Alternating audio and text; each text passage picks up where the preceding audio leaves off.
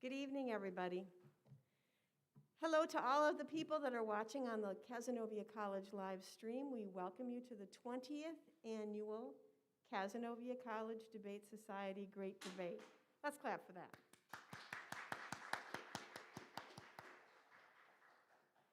My name is Maureen Lewis, and I am a professor of communication here at Cazenovia.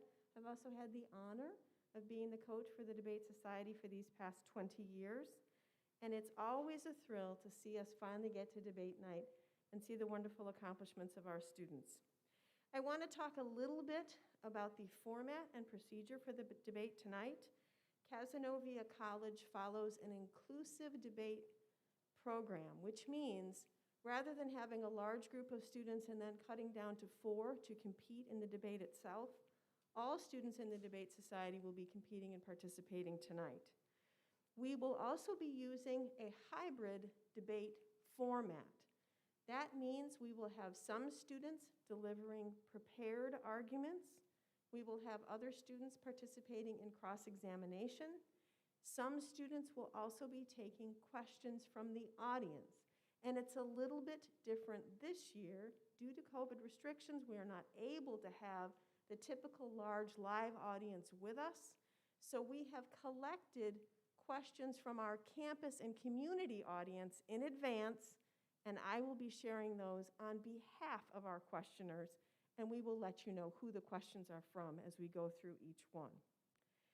I'd like to thank the judges this evening for once again coming and making the debate possible. We have with us this evening President Ron Chesbro, visiting Professor Roxy Spano, Dr. Heather Maloney-Stassen, and Dr. Bruce Roy. Let's clap for the judges.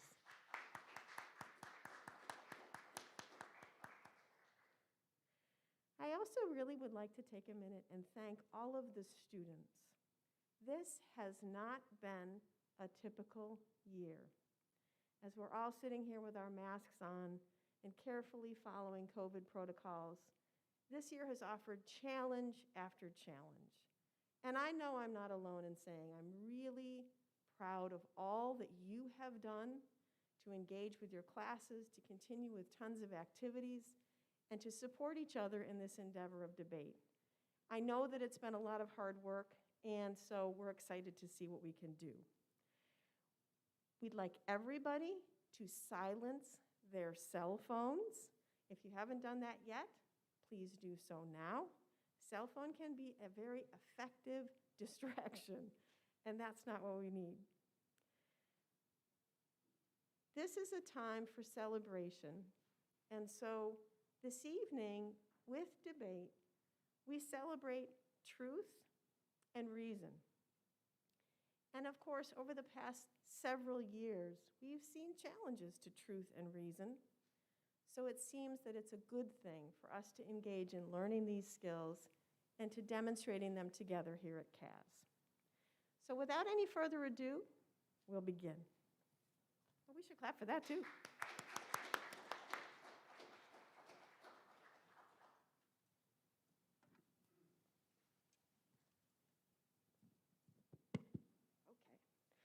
Our first advocate this evening, delivering the opening argument for the affirmative team, will be Dimetria McIntyre.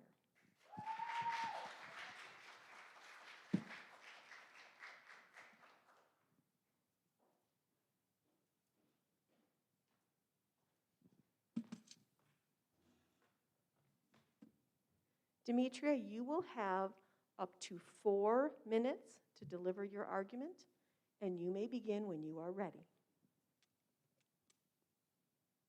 On September 19th, 2020, the climate change clock went live. Located in the center of New York City, the clock displays the remaining time to take action before the effects of climate change become irreversible. It showed us that we have a mere 7 years and 102 days to convert from our fossil-fueled society. 7 years and 102 days to transition to different renewable energy sources. Earth now has a deadline, thanks to us. So what is climate change? NASA defines climate as the word we use to describe the usual weather conditions in a certain place or area. Climate change refers to the significant unhealthy change in an area's weather over time. Global warming refers to the destructive rise of global temperature, global warming is essentially climate change at work. According to research conducted by the World Health Organization, between the years of 2030 and 2050, we will lose about 250,000 people due to the effects of climate change. Fatalities caused by heat-related illnesses will rise along with the temperatures. The polluted air will damage our health. People with allergies, asthma, and other respiratory diseases will all suffer. Just the constant weather changes alone can cause storm damage, water contamination, and more. Climate change impacts our oceans. The temperatures of our oceans are rising like never before. We hear the word Arctic and we think cold or freezing. But scientists at the Scripps Institution of Oceanography have found that the Arctic region is heating faster than any other place on this planet. Ice sheets are melting into oceans, causing them to rise. Research done by the National Resources Defense Council tells us that by 2100, our oceans could be 1 to 4 feet higher. This will ruin ecosystems and coastal communities. Consider cities like Miami and New Orleans. On Zillow, 26% of all U.S. homes at risk for sea damage are located in the Miami-Dade County. There are coastal areas already underwater, and it won't be long before a whole city is gone. The NRDC also found that not only have the water levels risen, but they have become more acidic. Our oceans absorb about 1/3 of fossil fuels emissions in the U.S., raising the acid levels. The acidification of the ocean is severely damaging to underwater life, especially to those with shells. It is also damaging to the animals that depend on shellfish as their source of food. A changing climate is damaging to everyone, to all ecosystems. So what does climate change have to do with eliminating the use of petroleum-based fueled cars? It's a simple equation. Burning fossil fuels, like petroleum, releases greenhouse gases, like carbon monoxide, into our air. With buildup of pollution from greenhouse gases, the Earth's atmosphere starts to warm, resulting in the changing climate that we have begun to experience today. To make it simpler, too much gas is bad, gas makes air dirty, and dirty air traps heat and makes the Earth change. According to the Environmental Protection Agency, gas-powered transportation accounts for 28% of all greenhouse gas emissions in the U.S. Gas-powered transportation is the largest contributor to greenhouse gas pollution in the country. Pollution from gas-powered motor vehicles is not the only cause of climate change, but it is still a major factor. Therefore, prohibiting the manufacturing and sale of petroleum-based fueled cars can help alleviate this massive, deadly problem. 2,424 days. That is all the time we have left to change the way we live. How much should the ocean rise? How many people will fall ill? How much longer will we go on avoiding this issue? We are running out of time. Thank you. You may be seated.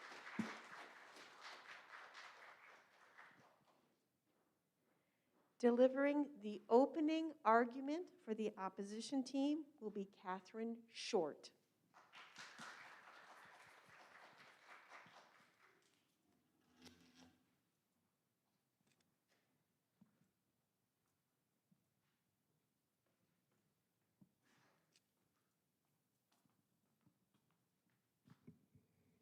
Kathryn, you will have up to 4 minutes to deliver your argument, 4 minutes, and you may begin when you are ready. The cold, hard truth about electric cars is that the average American family cannot afford them. According to the United States Census, the current United States median income is $68,703. The U.S. Bureau of Labor Statistics states that while some paychecks may be larger, our purchasing power overall has hardly budged over the last 40 years. Realistically, how can the average American family afford a brand new electric car by the year 2035? In 2019 alone, 40.8 million used cars were bought compared to the measly 17 million new.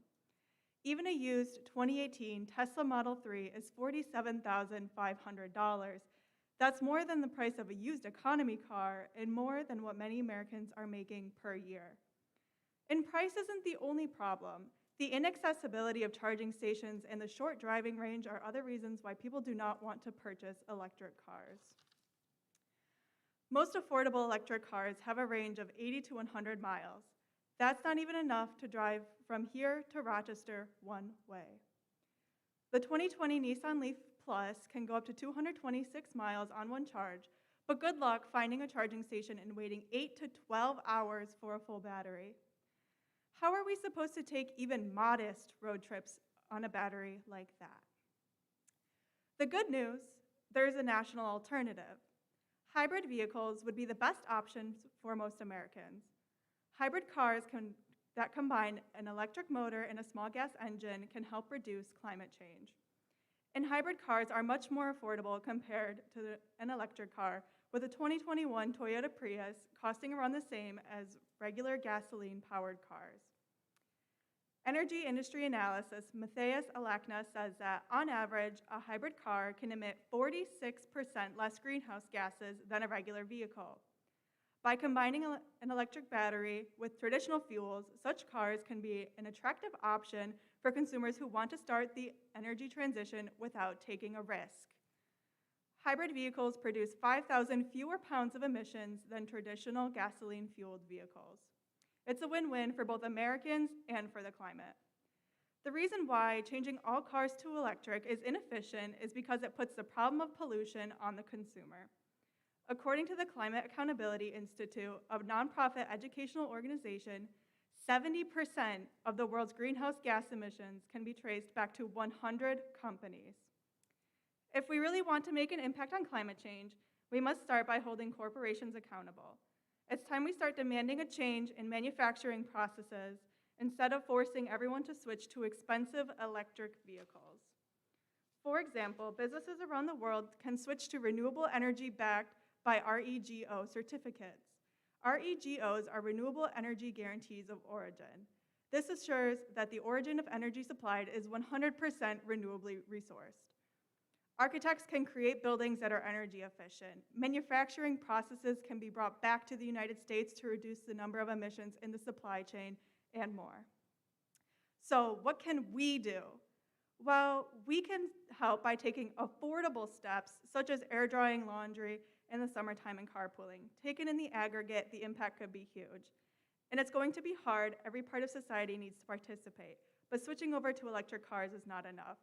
A better idea would be to craft a more comprehensive plan. More options must be explored.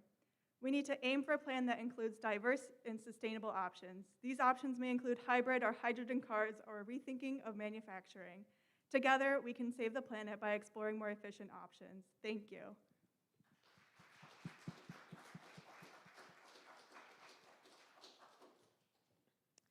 Delivering the second opening argument for the affirmative team will be Julia Durran.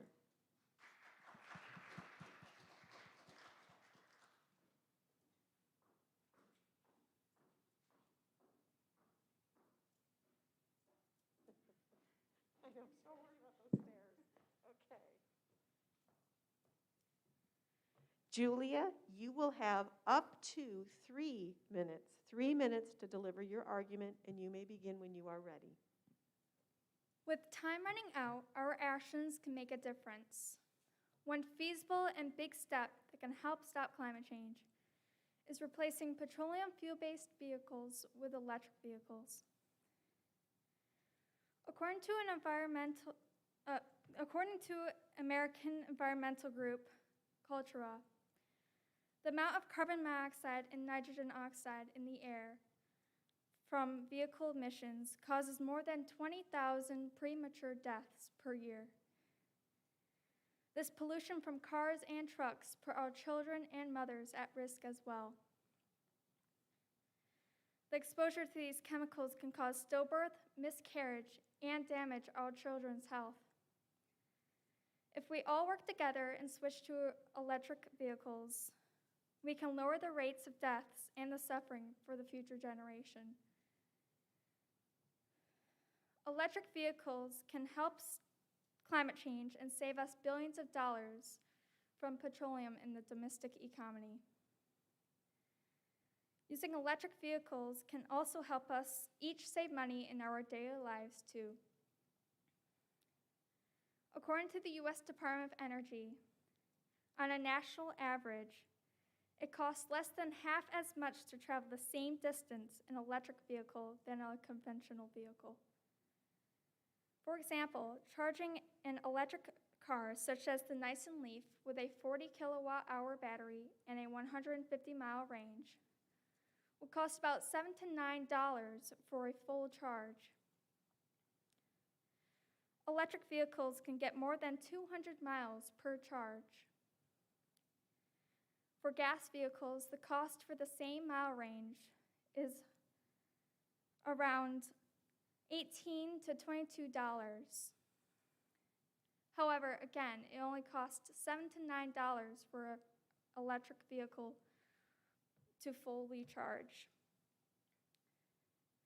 My personal favorite about the usage of electric vehicles is that you can charge your electric car overnight with the usage of regular household electrical outlet.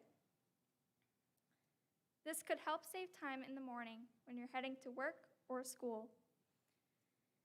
If we switch to electric vehicles and ban petroleum fuel-based vehicles, we will reduce the effects of climate change, save money, and protect human health. Thank you. You may be seated.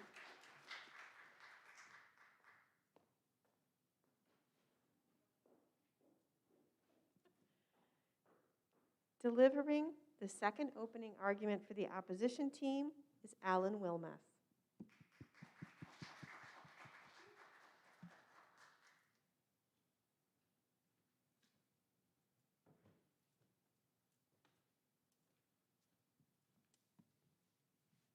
Allan, you will have up to 3 minutes to deliver your argument, and you may begin when you are ready.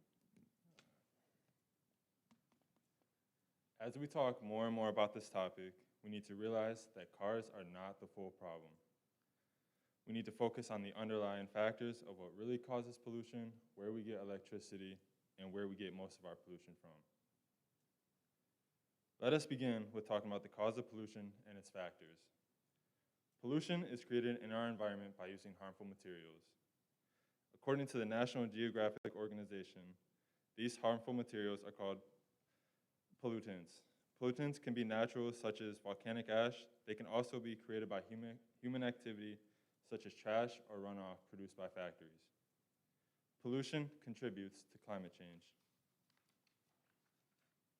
Today, we have an affordable way to reduce pollution. Hybrid cars can help save the environment by reducing our carbon footprint. We also can make electricity cleaner. According to World Resources, we can do that if we eliminate fossil fuel subsidies and put a price on carbon, step up investment in energy efficiency, create conditions to phase out coal, and improve our access to electricity. Right now, most of our electricity comes from fossil fuels. According to the Energy Information Administration in the United States, fossil fuels are the largest sources of energy. Currently in America, 40% of electricity is fueled by natural gas and 19% is fueled by coal. Electricity in America is not always a clean resource. Let's take a minute and consider coal. While transportation does indeed involve pollution, petroleum is not the main cause of pollution. Coal is. According to greenmatters.com, of all the energy sources, coal produces more pollution than any other. According to the International Energy Agency, coal accounts for 80% of power plant carbon emissions in the United States. Coal produces waste and pollution at every stage of the energy production process, from mining to storage and transportation, and finally, when it is burned for fuel. Burning coal produces soot, sludge, carbon dioxide, heat, and toxic chemicals like mercury. In fact, according to data from the Environmental Protection Agency National Emissions Inventory, coal power plants emitted 45,676 pounds of mercury in 2014. This is where our focus needs to be. These are the coal power plants that produce our electricity. In the end, cars are not the full problem. We as a country need to focus more on the underlying factors, such as what really causes pollution and where we get electricity. Electric cars are too often fueled by coal and oil power plants. Electric cars are not as green as they seem. Thank you. You may be seated. Okay, we're going to move now into the cross-examination portion of the debate. For this part of our event, we will have two advocates together on stage at the same time. So our first pair of advocates, representing the opposition team, we will have Lauren Bianchi, representing the affirmative, Alli Pettitt.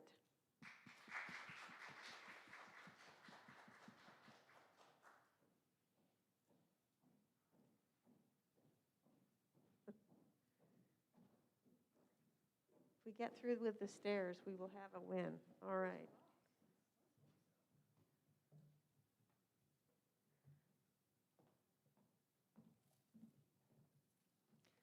Okay, Lauren, you will have up to 1 minute to ask your question to Alli, and you may begin when you're ready.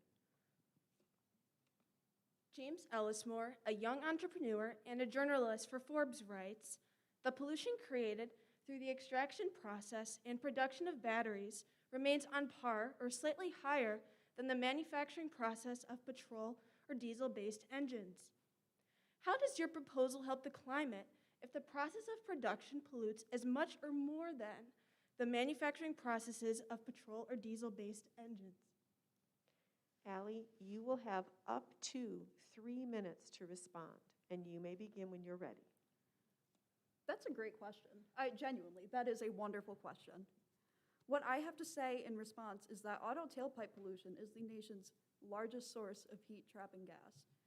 Doesn't matter if we do the hybrids, it doesn't matter. This is the issue. This is why we're talking about it. Emissions from electric vehicles are less than a gas car across the lifetime of the whole vehicle. So, yeah, again, we can do the hybrid, but when does it stop? We need to stop at some point. And as we keep leaning on batteries, battery mining might become more efficient. We don't know that yet, but we're only going to know if we move in that direction. Thank you.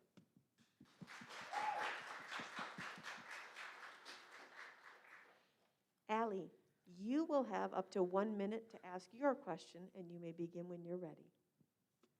To us, it looks like our planet is being destroyed and our nation's citizens are being burdened with a financial load that can be avoided with our solution of phasing out petroleum fuel-based cars. We are constantly seeing news stories about natural disasters that are caused by climate change. According to the National Oceanic and Atmospheric Administration, climate change-related natural disasters cost the U.S. $306 billion alone in 2017. Additionally, auto tailpipe pollution is the nation's single largest source of heat-trapping greenhouse gases. We have little time left before the effects of climate change become irreversible. So, how can you know that our planet is in danger and still advocate that phasing out petroleum fuel-based cars is a bad idea? Lauren, you'll have up to 3 minutes to respond. Thank you for your question. We do understand that the planet is suffering from different pollutants. But in order to promote a greener environment, we must understand that our opponent's case for electric cars is not the greenest option. In fact, according to Forbes, battery manufacturers produce up to 60% more CO2 during fabrication than internal combustion engines take to produce. This reveals that the manufacturing of electric cars hurt our habitat more than petroleum-based fueled cars. Instead of solely focusing on electric cars, we should realize that there are better methods towards creating a cleaner planet. Instead, we propose multiple greener solutions. Implementing infrastructure and efficient manufacturing techniques are the keys to reducing emissions during production. In addition to electric cars not being the greenest solution, they are also not affordable. Our team has mentioned that the average sticker price on an electric car is $19,000 higher than an average gasoline-powered vehicle.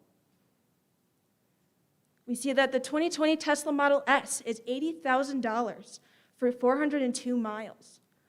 More basic options, like the 2020 Nissan Leaf Plus, is $38,000 for 226 miles.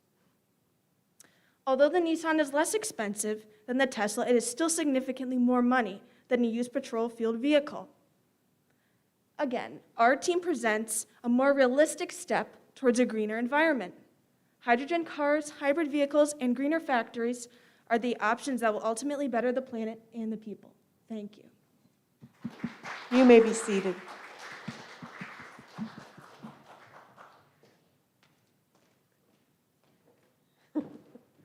Okay. Our second pair of advocates arguing on behalf of the opposition team will be Meghan Marsh. Arguing on behalf of the affirmative, Josiah Payton.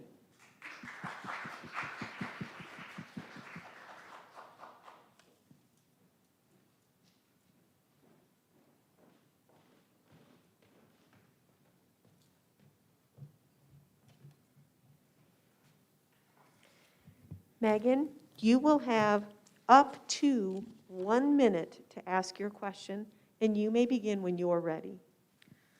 While electric vehicles will decrease the amount of gasoline and diesel fuel being utilized in the United States, we would be increasing the use of coal as it is the primary source for electricity. As stated by Vinod Khosla, co-founder of Sun Microsystems, electric cars are coal-powered cars. According to the Scientific American, coal produces more than twice the amount of carbon emissions compared to gas and diesel. And according to the U.S. Energy Administration, only 1/5 of our current electricity production utilizes renewable resources. So how can it be argued that electric cars are the best solution for improving the status of the environment? Josiah, you will have up to 3 minutes to respond, and you may begin when you're ready. While I respect your question, I hope you realize that, or I hope everybody realizes that electric vehicles are better in the long run, as opposed to your question of whether electric vehicles were effective short term. What I meant to say by saying this is that electric vehicles are it's the future. Electric vehicles are more. Electric vehicles reduce greenhouse emissions by 45%, as said by the Intergovernmental Panel of Climate Change. And while this isn't an abundant amount, it is enough, and any amount is enough. Anything that we could do to reduce these emissions will be enough in the long run. Electric vehicles are easier to manage also, as electric vehicles require only $900 a month to maintenance, as opposed to petrol fuel vehicles, which require around $1,200. And it is for these reasons that I support my team's initiative to keep pushing for electric vehicles in our nation. Thank you.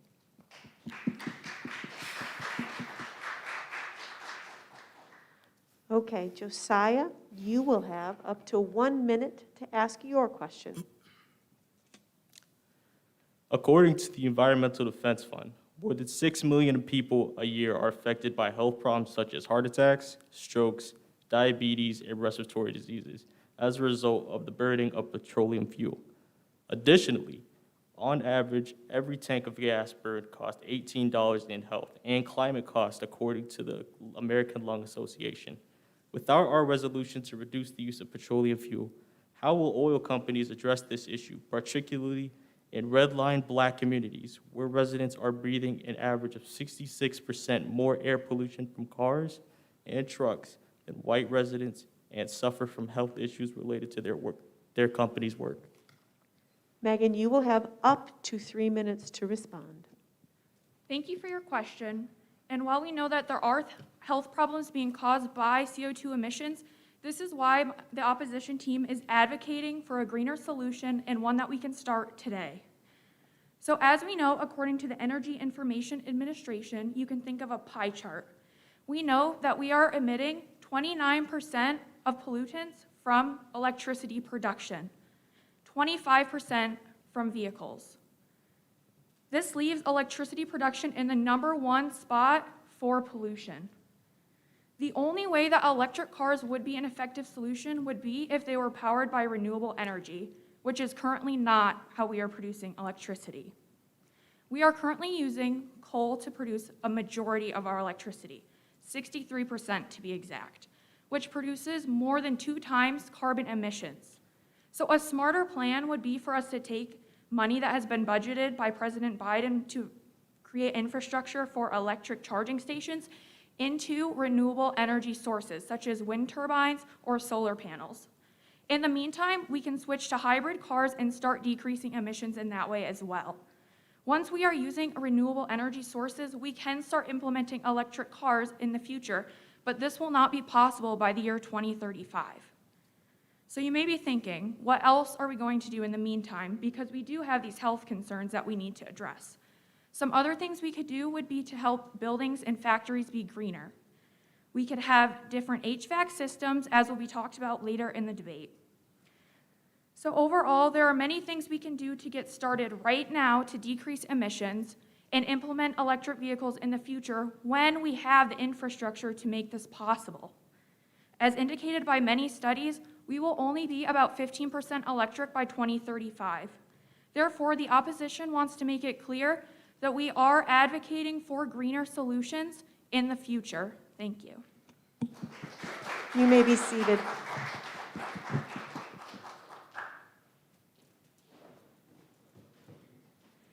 For our third and final pair in the cross-examination portion of the debate, advocating on behalf of the opposition team will be Sydney Allan.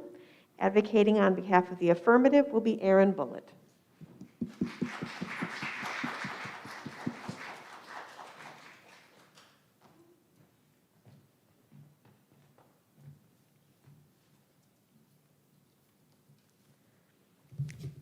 Sydney, you will have up to 1 minute to ask your question, and you may begin when you're ready. In 2019, 40 million people bought used cars. Living through a pandemic this past year, many Americans have struggled financially. Our economy has taken a huge hit due to the pandemic as well. It is estimated that there is going to be a 2 to 5 year bounce back period for average families to fully recover financially. According to Pew Research Center, people are not contemplating buying a new vehicle, let alone a brand new electric vehicle. How can you support mandating a conversion to electric vehicles without considering the financial burden that this will have on American families? Aaron, you will have up to 3 minutes to respond. Well, I've been asked here today to weigh our options when considering making the switch to electric fuel-based cars rather than petroleum fuel-based cars.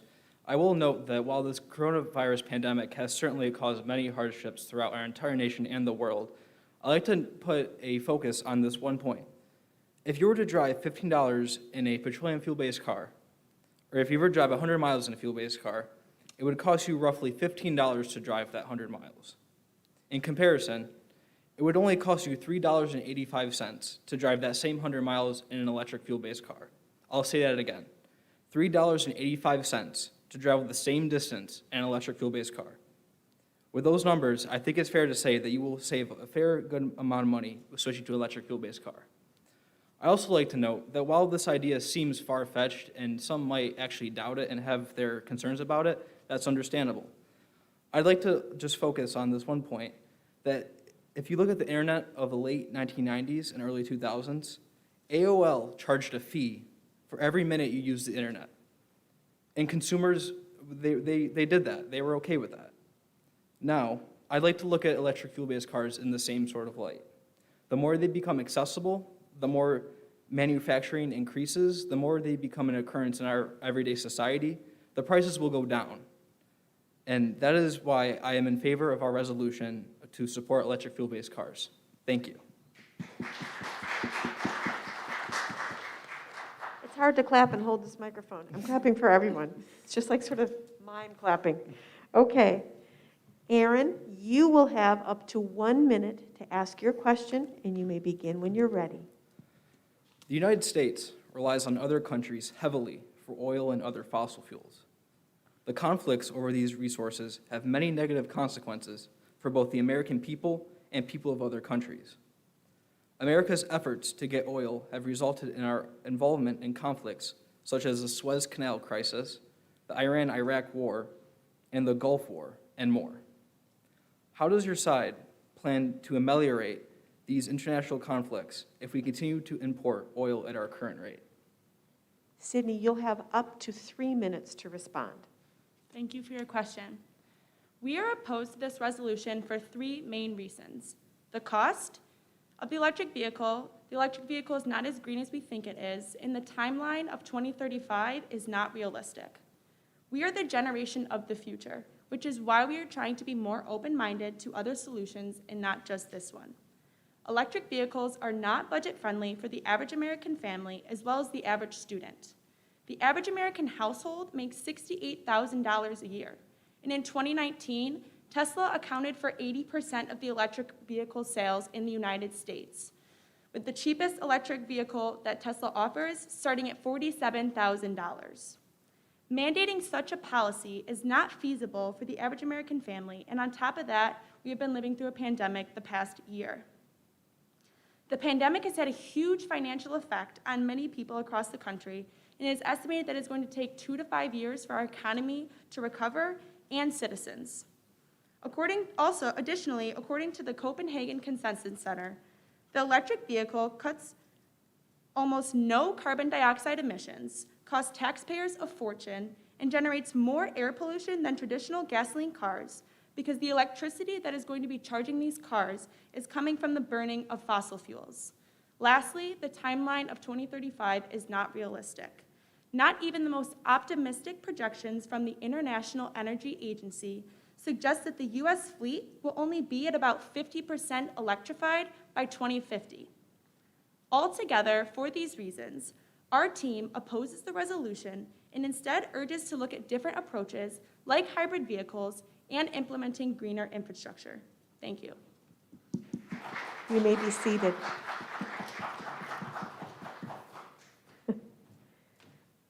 Okay. For the next portion of the debate, we're going to be taking questions from the audience. And if I can do this without totally screwing up my place, I am the person who is the holder of the questions from the audience. These have been collected over the last period of 3 weeks or so. They've been coming in from across the campus and from the wider community. So, although our audience couldn't be with us tonight live and in person, these questions are the very questions people would ask if they could be with us today. Answering a question on behalf of the affirmative team, our first advocate will be Jennifer Forward.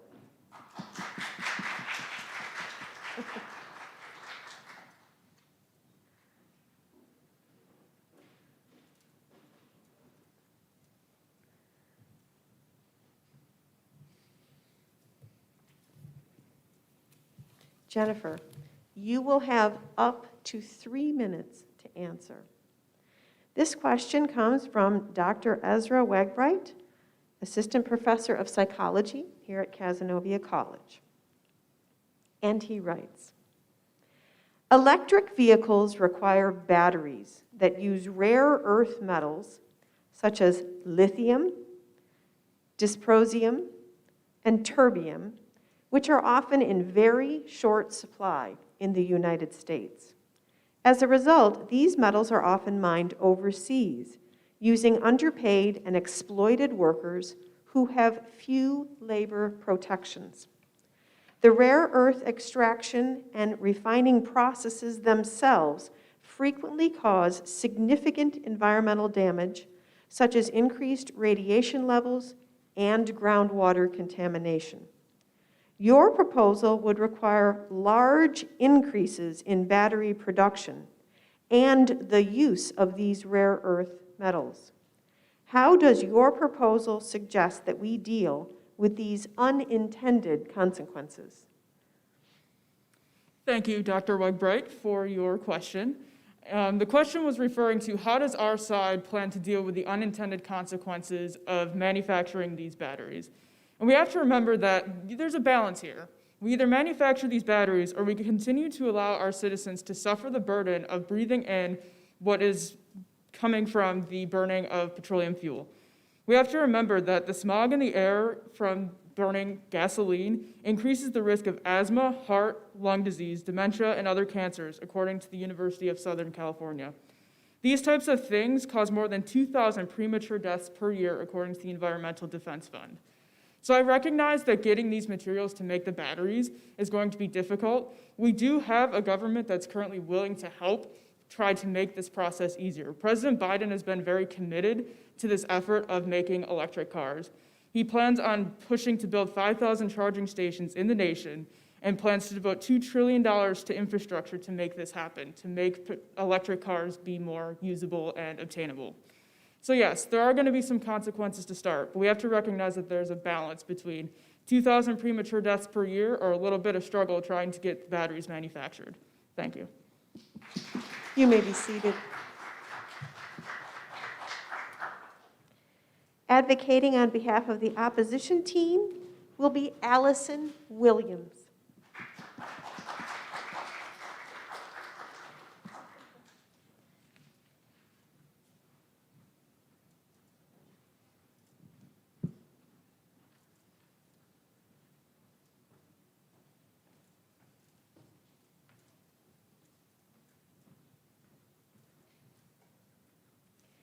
Alison, you will have up to 3 minutes to respond to this question. This question comes from Kaylee Underhill, Cazenovia College class of 2012, and Debate Society member 2011. Here's the question. According to the United States Environmental Protection Agency, a typical passenger vehicle emits about 4.6 metric tons of carbon dioxide per year. In addition, the U.S. Energy Information Administration estimates that in 2019, diesel distillate fuel consumption in the U.S. transportation sector resulted in the emission of 456 million metric tons of carbon dioxide, a greenhouse gas. This amount was equal to about 24% of the total U.S. transportation sector's CO2 emissions. According to the United States Intergovernmental Panel on Climate Change, we have less than a decade to reduce our greenhouse gas emissions to avoid continued cataclysmic shifts in our environment that we can already see and feel. In other words, millions of people will die in extreme weather events, whole cities will be underwater, and the ecosystems we all rely on could be wiped out if we don't do something right now. When it comes to greenhouse gases, the United States is second only to China in our emissions levels. That means this is our responsibility.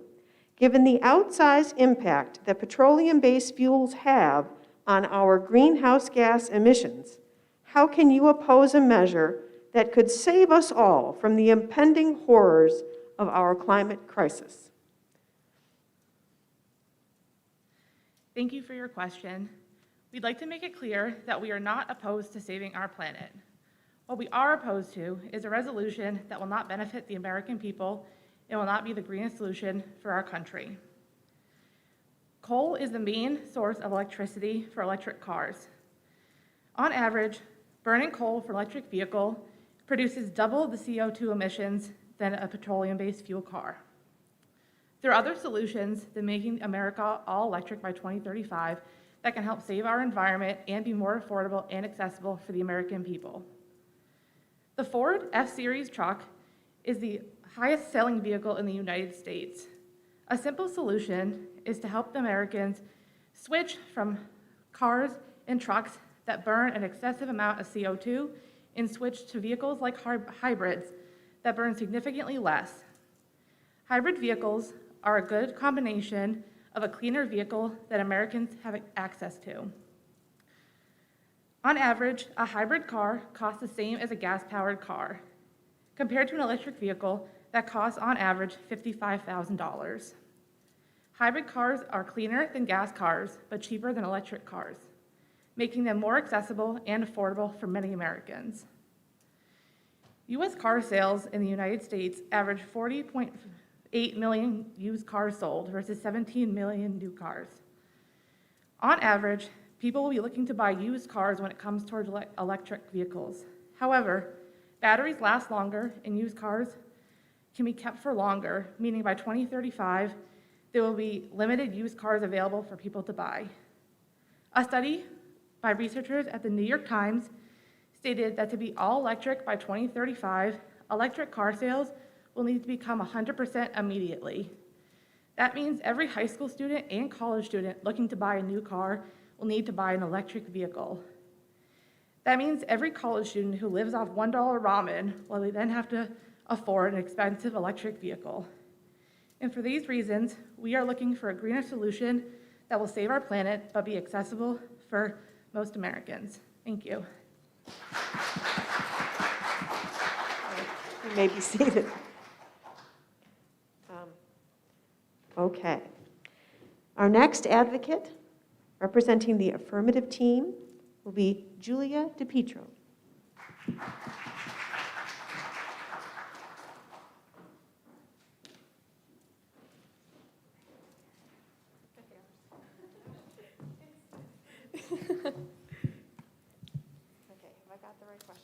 Okay. All right. Julia, you will have up to 3 minutes to answer this question. This question comes to us from Betsy Moore, Professor of Interior Design here at Cazenovia College. What about unintended consequences? Engines besides cars and trucks use petroleum-based fuels too. If petroleum becomes much less available, how will I be able to use my gas-powered old car, motorcycle, lawnmower, or leaf blower? Thank you, Betsy Moore, for your question. It is appreciated and heard.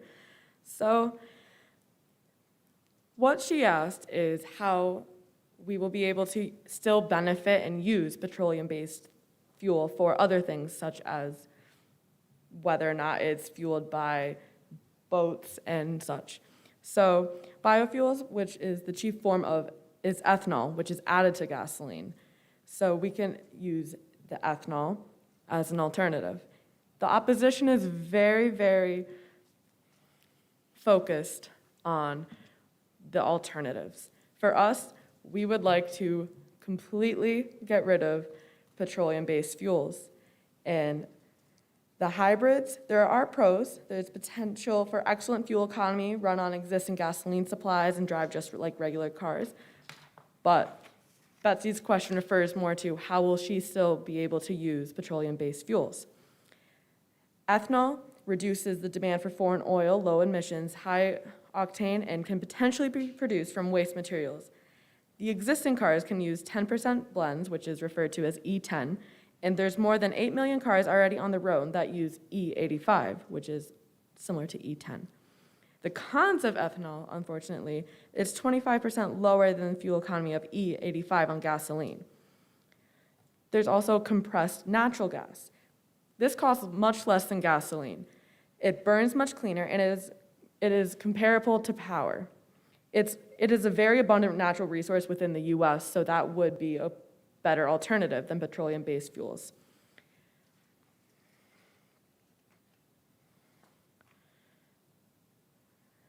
The cost to switching to non-petroleum-based fuels would build a net zero America, which it gives a lot of money and commitment, as we've stated previously. But as one of my peers said, our President Biden is very, very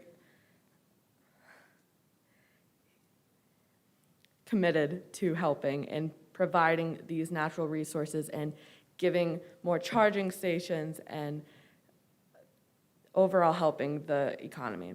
So thank you, Betsy Moore, for your question.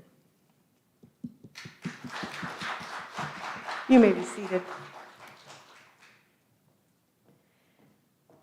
Advocating on behalf of the opposition team will be Angela Nuzzo.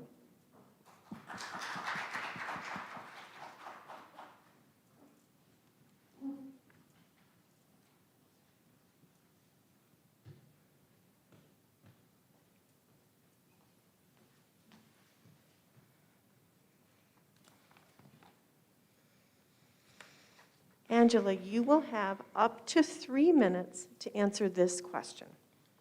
This question comes from Professor Sherry Enig from the Interior Design Department here at Cazenovia College. Her question is, why not change how cars operate?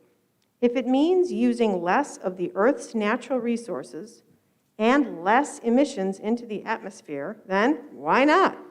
What are the negative impacts of cars not using petroleum-based fuels?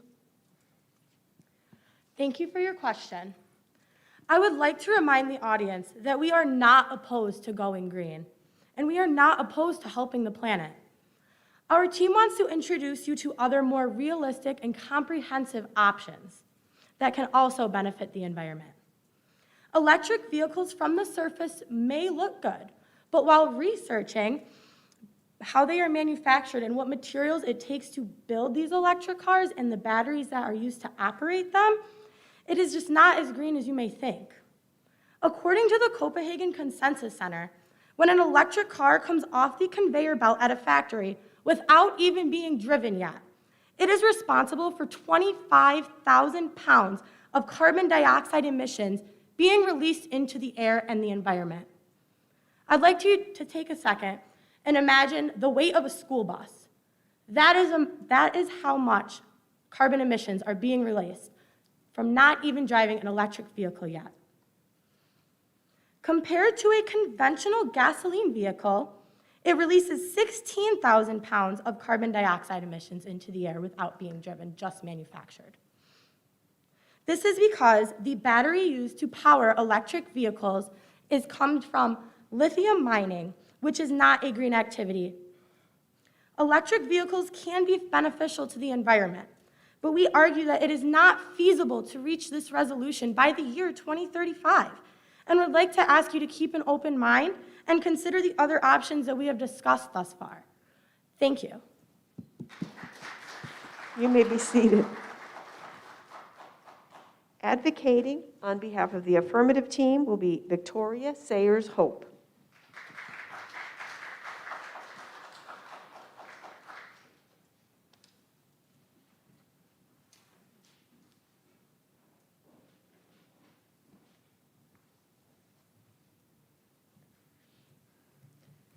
Victoria, you will have up to 3 minutes to answer this question.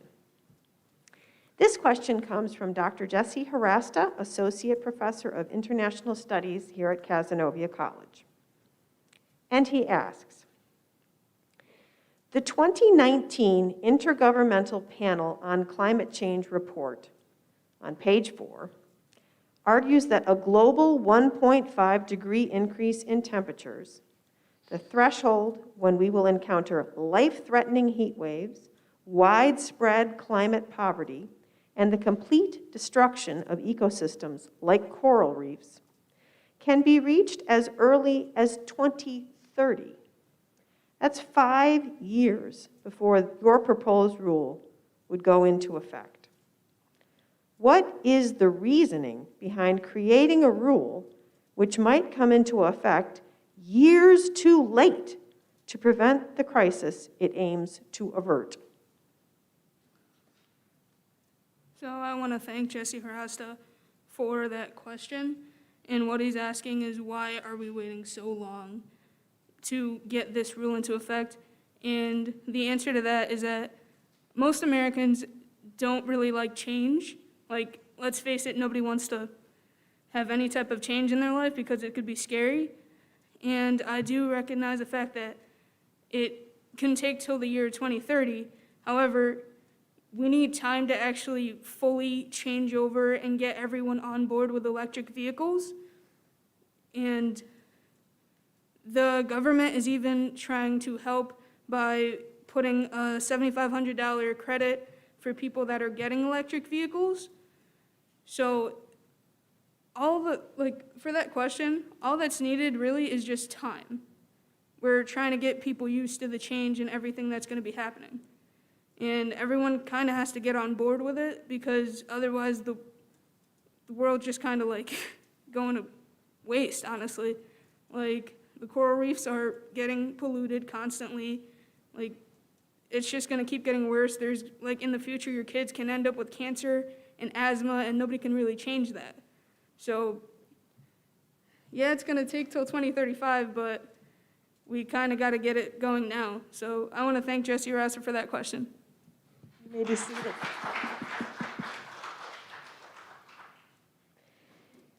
Advocating on behalf of the opposition team is Jeimy Cruz.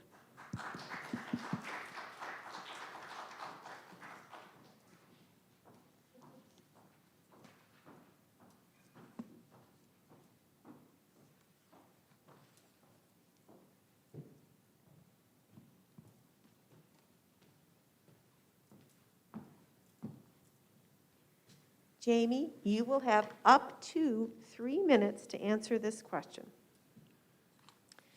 The person who submitted this question prefers to remain anonymous. Here is their question. The United States was once a leader in technology and diplomacy to address the problem of global climate change. Today, we are not. For years, large American oil companies such as ExxonMobil sought to deny climate change and undercut the findings of the world's leading climate experts. Today, it seems these companies have been successful in stunting our response to the looming climate disaster. Americans continue to drive large, gas-burning SUVs and pickup trucks, and oil companies continue to enjoy large profits. Why do you oppose a policy that seeks to stop this trend and put America back at the forefront of solving the climate crisis? Is the opposition team really just Team Exxon?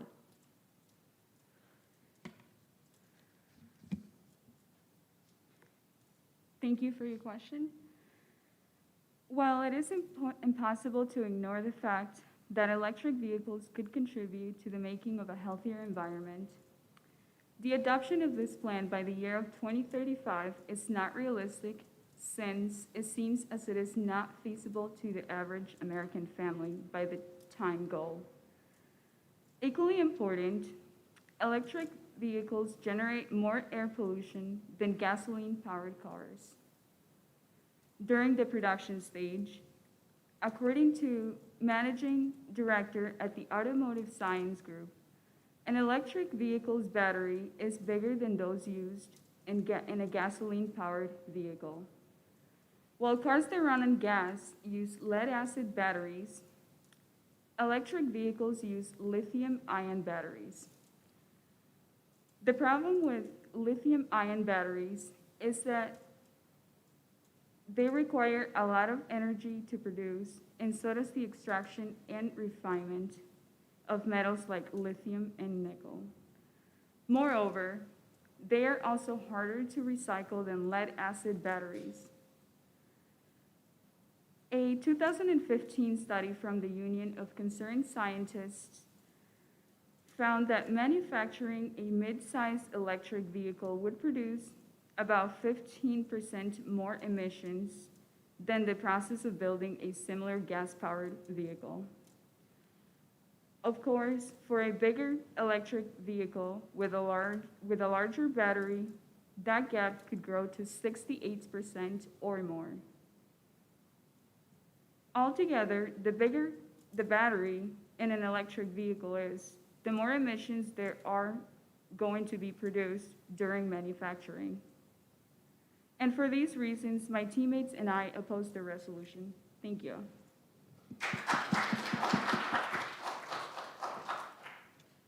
All right. We now turn to the portion of the debate where each team will have the opportunity to offer a rebuttal statement. Advocating on behalf of the opposition team, offering the opposition team's rebuttal statement is Daniel Hagan.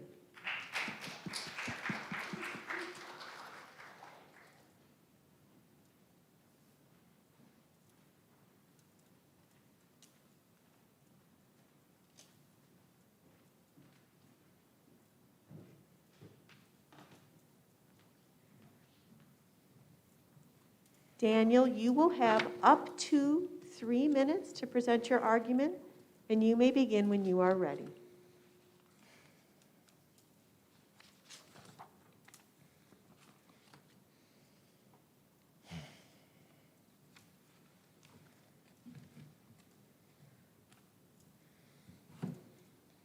I am all for having our planet go green, as I am sure that is the case for everybody in this room right now. The use of petroleum fuels has contributed to the pollution generated through our planet today, and the use of electric cars can help to reduce pollution within the environment. The problem with the resolution is that it requires a lot of time. By 2035, it is not a rational target to have all cars be produced without the need for petroleum fuels. Fully focusing on producing electric cars within less than 14 years seems a little bit too ambitious.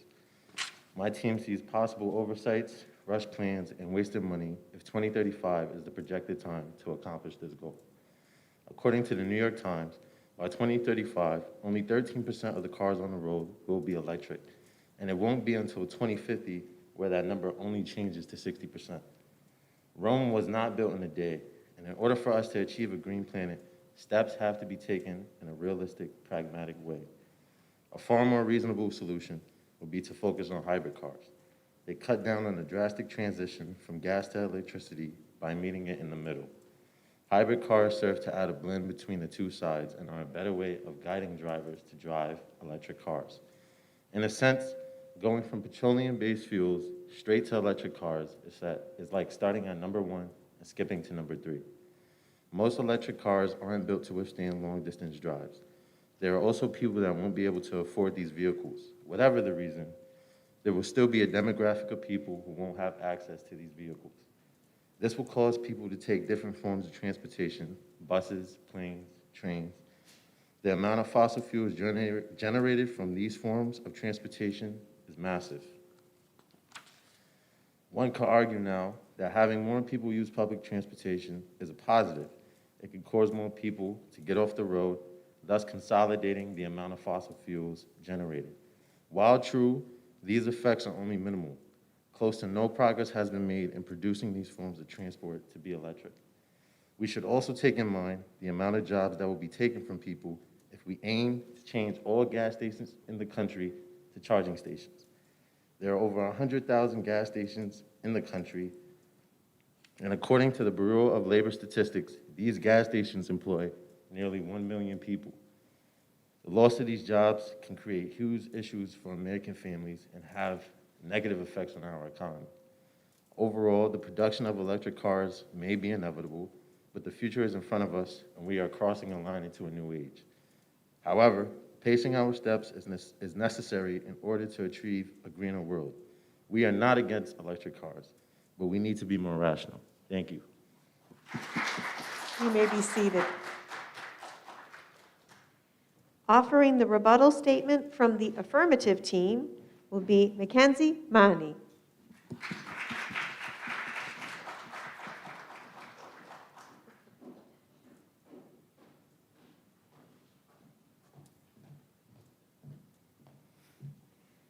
Mackenzie, you will have up to 3 minutes to deliver your argument.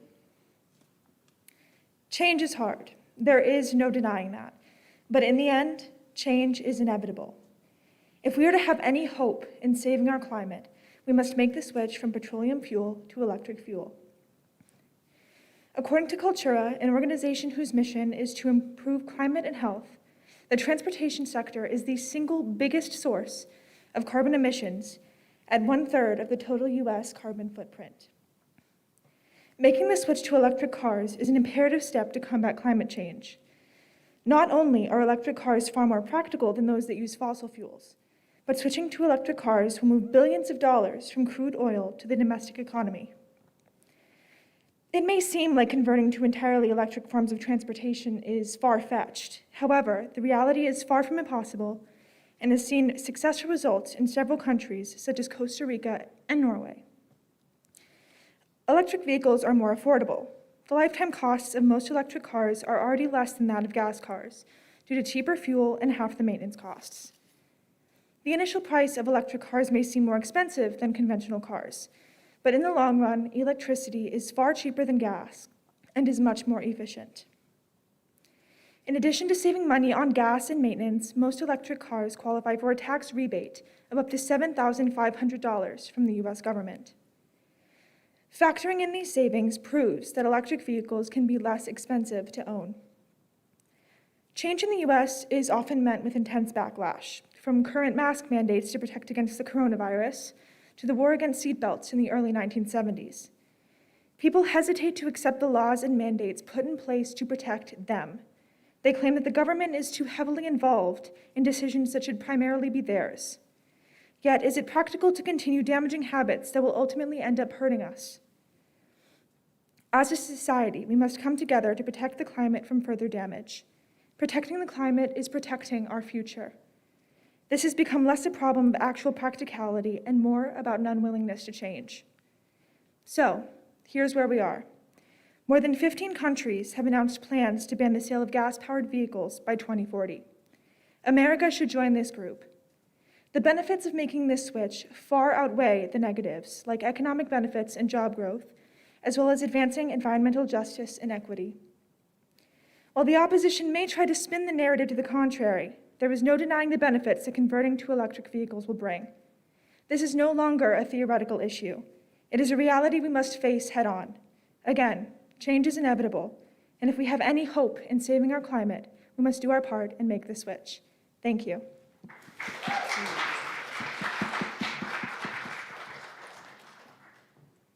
Delivering the closing argument on behalf of the opposition team will be Ian Watkins.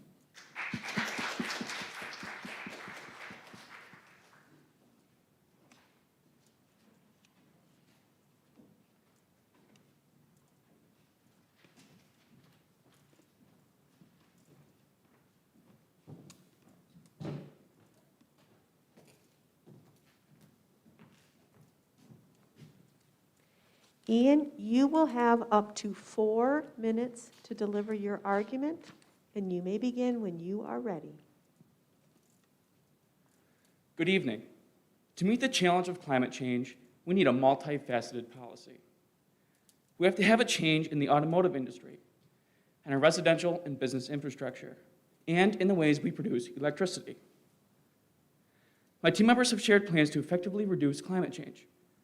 They spoke about cost and efficiency, electricity, pollution, and the unrealistic timeline of the resolution. First, cost and usability. It was told that the cost of a used 2018 Tesla Model 3, which has better range than its competitors, is on average $47,000. Kelley Blue Book states that the average cost of a new gasoline sedan is $35,000. Would you want to pay $12,000 more for a car that is already 3 years old? Questions of mileage then come into play. Car and Driver, the famous car enthusiast magazine, states most affordable electric cars only have a charge range that is half of their gasoline competitors. And when they need charging, it's not a simple 5-minute fuel up. No, it's several hours. Next, we discuss the causes of pollution and what actually produces electricity. According to the U.S. Energy Information Administration, electricity is produced primarily by burning natural gas, coal, and by harnessing nuclear power. Only 1/5 of electricity is produced by renewable resources like wind and solar power. Therefore, by converting the entire country to electric vehicles, we are simply moving our dependence from oil to natural gas and coal. That hardly solves the problem. In our rebuttal, we explained how it is unlikely that we could support a 100% electric car system. The New York Times climate change reporters state by 2035, the year of a resolution, about 13% of the road will be electric. By 2050, only 60%. That's reality. Simply put, experts say that the timeline of the resolution is just unreasonable. Now, it is easy to poke holes in any resolution. That is our job. However, we all want to address climate change and formulate a solution. So, what should we do? What we need is a comprehensive plan to eliminate emissions from multiple different systems. The EPA shows that 28% of emissions are produced by cars and trucks. At nearly a tie, the electric sector produces 27% of total emissions. The manufacturing industry produces 22, and commercial and residential buildings produce 12. This data shows that 34% of emissions are actively produced by buildings. This is larger than the transportation sector, and fortunately, easier to fix. Petroleum emissions are complex, and we need an approach that can decrease emissions on more fronts. Residential buildings contribute greatly to climate change, yet green building solutions are ready and affordable. The World Green Building Council suggests many ways of introducing cleaner buildings. They say that we should integrate renewable and low-carbon technologies to supply our buildings, explore options to improve drinking and wastewater management, incorporate natural light, therefore reducing dependence on electric light, and bring fresh air inside rather than relying on air conditioning systems. These are just some ways our buildings can be improved to reduce their climate impact. And when applied uniformly, these suggestions can be an effective tool for making buildings cleaner.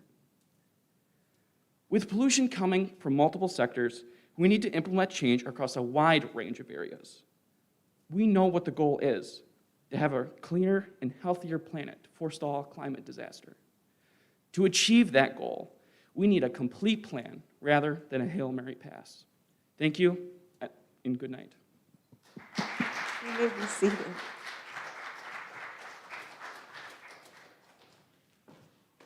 We'll now take a brief interlude while our judges will calculate the scores. Advocates can rest and relax. And, oh, wow, welcome to the COVID year. Okay, we have one more advocate to speak for the affirmative team. Come on down, Jennifer, forward.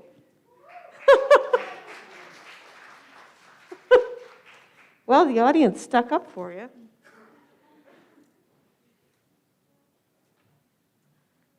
Jennifer, you will have up to 4 minutes to deliver your argument, and you may begin when you're ready.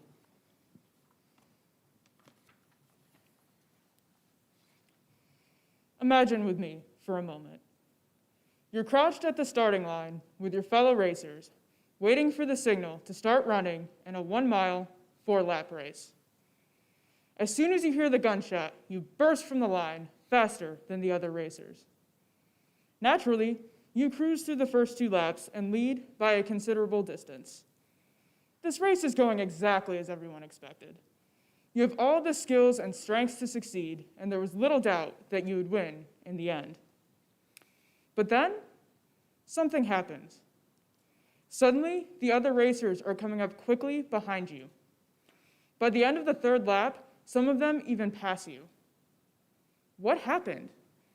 Time is running out to gain back all the lost ground. This isn't how it was supposed to be, and you have 1 lap left to change it. Wondering who the racer we're imagining really is? The racer isn't you. It's us. It's the United States of America.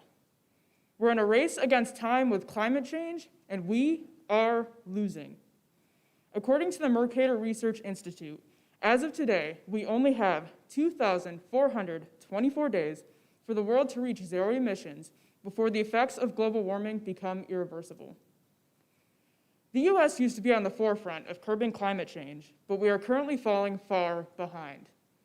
In 1990, President Bill Clinton signed the Kyoto Protocol, the first global agreement to reduce greenhouse gases. In 2001, President George W. Bush removed the U.S. from the agreement. While the Obama administration made progress in combating climate change, his successor rolled back more than 100 environmental rules. While the current Biden administration is making progress against these rollbacks, there is still much work to be done. We need to abandon this erratic, seesaw approach that has characterized our country's response to the climate crisis in order to win this race against time. What happens if we lose? What happens if we're unable to make up this lost ground? The time on the infamous climate change clock is determined by a report conducted by the United Nations. The report says that global warming, continuing at its current rate, is likely to reach 1.5 degrees Celsius over pre-industrial levels between 2030 and 2052. That level of warming is projected to increase harm to many ecosystems and cause an estimated 54 trillion in destruction. And this doesn't even count the damage that transcends price. Want to know how the racing story ends? You can write that ending. We can write that ending by taking the substantial first step of prohibiting the sale and manufacture of new cars and trucks that use petroleum-based fuels by 2035. This may seem like a lot, but we need to get real and recognize that this is a simple first step to take to address the climate crisis that lies before us if we don't act. While our opponents may say that there are other ways to curb climate change that aren't so invasive, how invasive are alternative fuel cars after all? They do not drive any differently than regular gas cars and may actually require less maintenance. According to Inside EVs, an electric car blog, electric car batteries can last up to 350,000 miles or more before needing to be replaced. In contrast, the average petroleum fuel-based car can only be expected to run up to about 200,000 miles, according to Car and Driver. So, do we want to win this race against time and be everything we were destined to be? It's time to make a comeback. It's time to prohibit the sale and manufacture of petroleum fuel-based cars. We have 1 lap and 2,424 days. Thank you.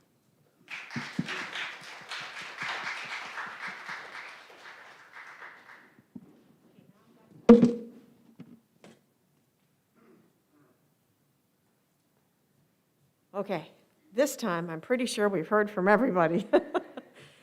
I apologize to Jen and how gracious you are. We're going to have a few minutes while the judges have some mathematics to do. You can rest and relax. I'd like to take this opportunity to remind all of the advocates that we'll be having our picture taken after the scores have been determined, so don't rush on out. And a few minutes, here we go.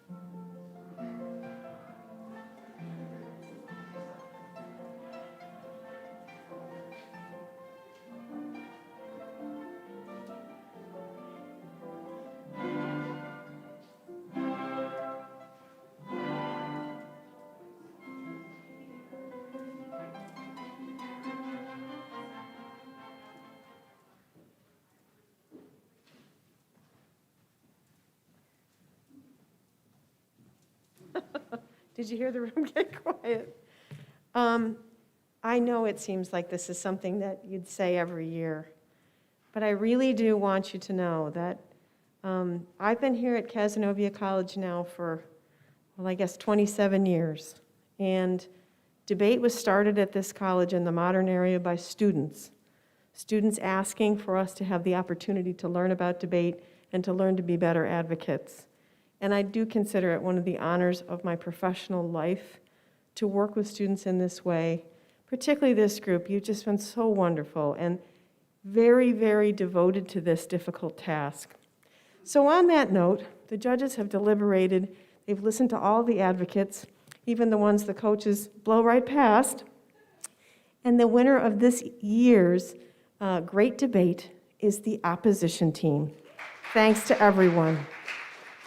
Thanks, judges. We'll see everybody next year.